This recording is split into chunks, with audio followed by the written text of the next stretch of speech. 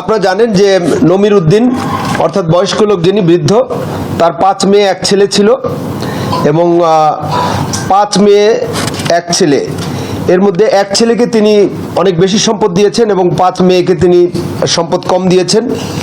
এ নিয়ে মেয়েদের যে ছেলেরা ছিল এবং মেয়ের জামাই যারা ছিল তাদের সাথে নমির উদ্দিনের একটা মন কষাকষি এবং একটা কি বলা যায় ক্ষোভ মনোমালিন্য ছিল এবং বিশেষ করে এই ক্ষোভটা ছেলের প্রতি ছিল বেশি, যেহেতু 13 বিঘা জমি সে পেয়েছে আর সবাই মিলে বাকি কয়েক বিঘা জমি পেয়েছে।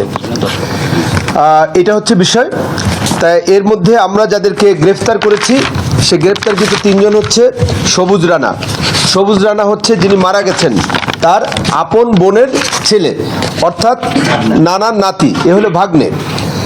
আমরা গ্রেপ্তার করেছি শাহিন মণ্ডল এবং শাহিন মণ্ডল হচ্ছে নাতি আর ছেলে। আর আমরা একই সাথে শিরিনের হাজবেন্ড শহীদুলকেও আমরা গ্রেপ্তার করেছি। শহীদুল আমাদের কাছে স্বীকার করেছে বলে যে 20 তারিখ সবুজ এবং ভিকটিম হাবিব এরা আপনার এই গরু কিনতে যায় 1,40,000 টাকা নিয়ে।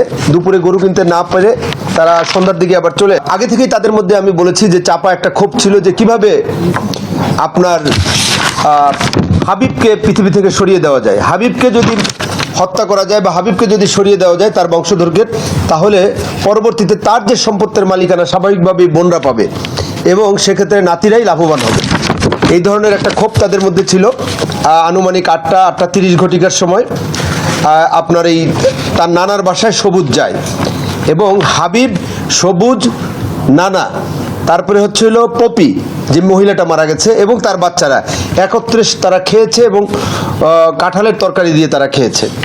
এ সময় সবুজ বাইরে চলে যায় এবং পূর্বেই তারা অর্থাৎ যে কিলারদের নাম আমি আগে বলেছি তারা একটা মাঠে বসে তারা একটা পরিকল্পনা করেছিল যে তারা এই ধরনের একটা মানে জমির দলিল তারা নানার কাছ থেকে নিয়ে আসবে এবং তারা হাবিবকে সরাই দেবে।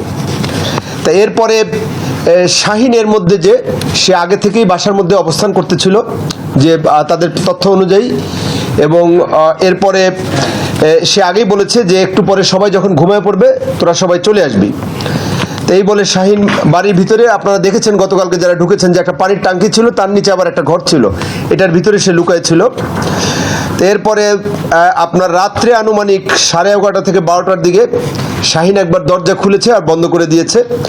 যদিও এটা কন্ট্রাডিক্টরি, আরেকজন বলতেছে যে সবুজ মই দিয়ে বাসার ভিতরে ঢুকেছে এবং তারা দরজা খুলে দেয়। তো এরপরে আপনার দরজা একবার খুলে দেয় কিন্তু আবার দরজা বন্ধ করে দিয়েছে। এরপরে রাত 1:30টার দিকে তারা 4-5 জন 5-6 জন, এর সাথে আরও সহযোগী থাকতে পারে, 5-6 জন আপনার সেই বাসায় প্রবেশ করে এবং আপনার টিনের ঘর বাসায় প্রবেশ করে রাত 1টার দিকে তারা দরজা খুলে যখন বাসায় প্রবেশ করে তখন আমরা যে তদন্তে যেটা পেয়েছি যে সবুজ, শহীদুল এবং স্বপন হচ্ছে আবার যিনি বৃদ্ধ তার আপন ভাইয়ের ছেলে, অর্থাৎ যে ভিকটিম না, সবুজ আছে, শাহিন আছে এবং ওই যে এখানে শাহিন এবং স্বপনও আছে, 4 জন একসাথে বাসায় ঢুকে এবং শাহিন আপনার ওই বড় ড্যাগার ছোড়া হাতে হাবিবের ঘরে যায় এবং তারা এক এক করে প্রত্যেককে আপনার ধারালো অস্ত্র দিয়ে আঘাত করে তাদেরকে মৃত্যু ঘটায়। এবং তারা ওই যে তার নানার বাড়ি ঢুকেই তারা তার নানার বাসার ওইটা সিটকানি দিয়ে লাগাই দেয় যাতে তার নানা বের হইতে না পারে বা শব্দ না পায়।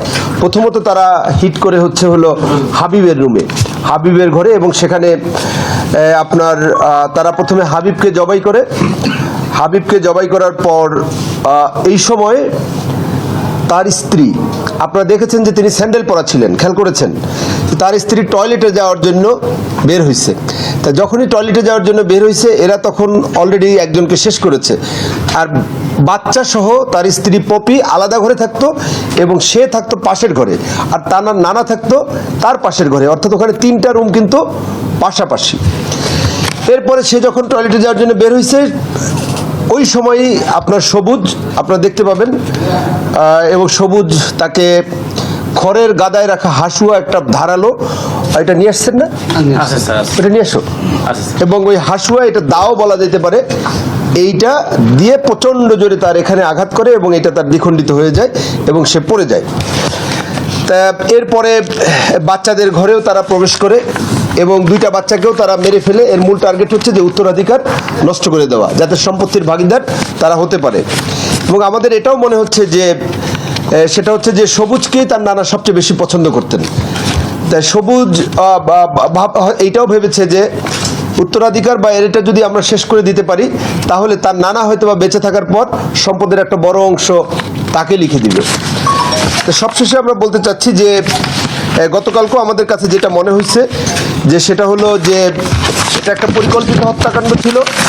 ফ্যামিলি, নিজেদের মধ্যে ফ্যামিলি ভায়োলেন্স, পূর্ব শত্রুতা, জায়গা জমি নিয়ে শত্রুতা, এবং এইটা একটা তাদের মধ্যে একটা ক্ষোভ ছিল এবং সেই ক্ষোভটাকে তারা কাজে লাগিয়েছে এবং এই ক্ষোভের বশবর্তী হয়ে এই ধরনের একটা মর্মান্তিক হত্যাকাণ্ড তারা ঘটিয়েছে।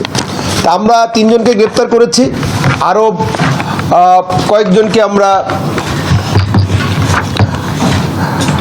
কয়েকজনকে আমরা গ্রেপ্তার করার চেষ্টা অব্যাহত আছে। এবং আমরা সবুজকে জিজ্ঞাসাবাদে সবুজ যে তথ্য, অর্থাৎ যে দাটা দিয়ে সে কোপ দিয়ে তার মাথাটা অর্ধেক করে দিয়েছে পপির, সেই দাটা তার দেখানো মতে শাহিনের বাড়ির পাশের যে ঝোপ আছে সেখান থেকে আমরা উদ্ধার করেছি। সেটার ভিডিও আমাদের কাছে আছে, আমি গ্রুপে পোস্ট করে দেব। আর বড় ছোড়াটা পাশের একটা ছোট্ট পুকুর আছে, সেই পুকুরে ফেলেছে, সেখানে আমরা সেচ কার্যক্রম চলতেছে।